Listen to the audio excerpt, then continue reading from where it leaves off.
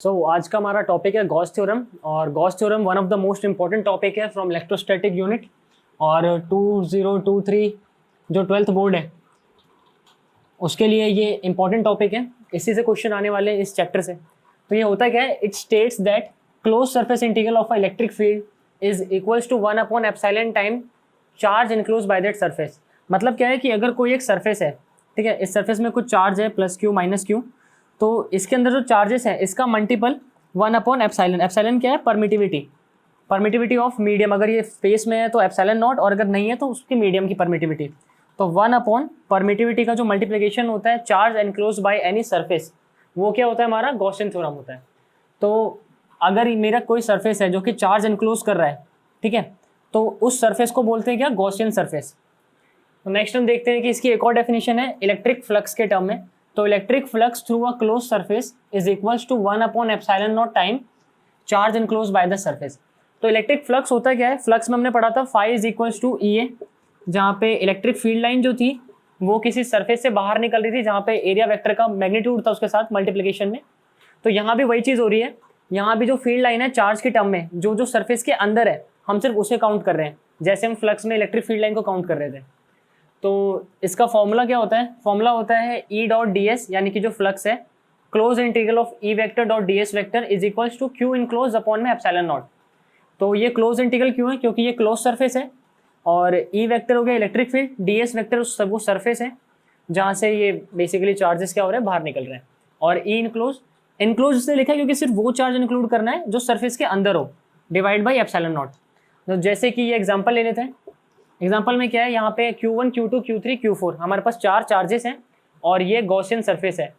तो यहाँ पे मैंने एक ये लिखा है hashtag is due to all charges. मतलब क्या है?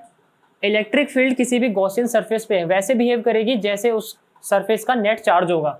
जैसे यहाँ पे Q2 तो काउंट नहीं होगा, ये बाहर है सरफेस के, Q1, Q4 और माइनस Q3।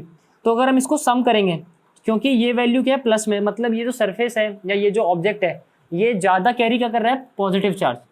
तो अगर ये पॉजिटिव चार्ज कैरी करेगा तो इलेक्ट्रिक फील्ड पॉजिटिव लाइन से, मतलब पॉजिटिव बॉडी से बाहर निकलती है पॉजिटिव चार्ज से। तो फील्ड लाइन बाहर है, एरिया वेक्टर बाहर है, दोनों जा रहे हैं सेम डायरेक्शन में, इसलिए इलेक्ट्रिक फील्ड क्या हो रहा है? इलेक्ट्रिक फील्ड हमने बाहर लिए इन चार्जेस की वजह से, ठीक है। और बात करें मीडियम की, तो एप्सिलॉन नॉट क्या होता है? परमिटिविटी फ्री स्पेस की, और एप्सिलॉन होता है परमिटिविटी ऑफ मीडियम की। आगे हम देखते हैं डेरिवेशन गॉस थ्योरम का। तो नेक्स्ट हम देखते हैं गॉस थ्योरम का डेरिवेशन। तो ये डेरिवेशन भी इंपॉर्टेंट है, ठीक है। तो इसमें क्या है, हमें पहले कुछ कंसीडरेशन करनी है। Consider a point charge Q। तो ये डायग्राम है, इसमें हमने एक पॉइंट चार्ज Q को कंसीडर करा है। And imagine a spherical Gaussian surface. ये जो सरफेस है स्फेरिकल, ये क्या है? गॉसियन सरफेस है of radius capital R with charge Q as it centre. मतलब क्या है? सेंटर पे चार्ज हमने रखा है गॉसियन सरफेस के अंदर जिसका रेडियस R है, और इस पे हमने एक छोटा सा क्या एरिया लिया है। क्योंकि ये कर्व सरफेस है तो हम इस पे पूरा एरिया नहीं ले सकते, हमें ds वेक्टर एरिया लेना पड़ेगा, क्योंकि आगे हम इसका क्या करेंगे? इंटीग्रेशन कर देंगे सारे एरियाज का मिला के। तो ये एरिया वेक्टर क्या आएगा? नॉर्मल आएगा बाहर की तरफ, और फील्ड लाइन भी बाहर ही जाएगी क्योंकि ये पॉजिटिव चार्ज है, प्लस क्यू है।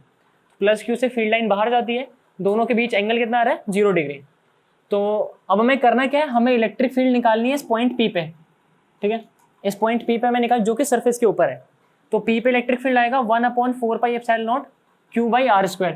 ये कैसे आया? KQ/r², और K होता है 1/4πε0। एप्सिलॉन यहाँ पे परमिटिविटी है इस सरफेस की जो मीडियम है।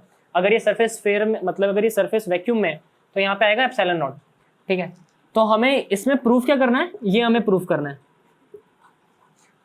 Close integration E vector dot D S vector is equals to Q enclose upon epsilon naught. तो इसके लिए पहला स्टेप क्या है? ये जो क्लोज इंटीग्रेशन होता है वेक्टर, अगर डॉट प्रोडक्ट को हम खोलते हैं तो कॉस थीटा आ जाता है। तो ये आ जाएगा close integration E D S cos theta. हम LHS को लेके चल रहे हैं पहले, ठीक है। LHS लेंगे राइट, और RHS को प्रूफ कर देंगे। तो ये आ जाएगा E क्या है? E तो हम निकाल चुके हैं, और E इलेक्ट्रिक फील्ड इस सरफेस के लिए फिक्स रहेगी। इस सरफेस से जो भी इलेक्ट्रिक फील्ड आ रही है Q चार्ज की वजह से वो फिक्स है। तो E तो कांस्टेंट हो गया, बाहर आ गया, बचा DS। DS क्यों बचा? क्योंकि हमने ये छोटा एरिया लिया है, ये पूरे स्फीयर पे चेंज होता रहेगा बार बार, और हमें टोटल एरिया का इंटीग्रेशन करना है।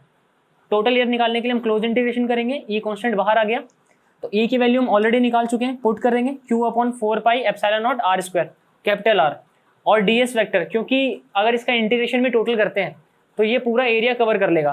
तो स्फेयर का एरिया क्या आएगा 4πr²। तो जस्ट 4πr² कट जाएगा, बचेगा Q/ε0। तो यही होता है गॉस थ्योरम, जो कि होता है close integration of E vector dot ds vector is equals to Q/ε0। तो आज की वीडियो में सिर्फ इतना ही। नेक्स्ट वीडियो में हम बात करेंगे इसकी कुछ स्पेशल पॉइंट्स के बारे में और एप्लीकेशंस के बारे में।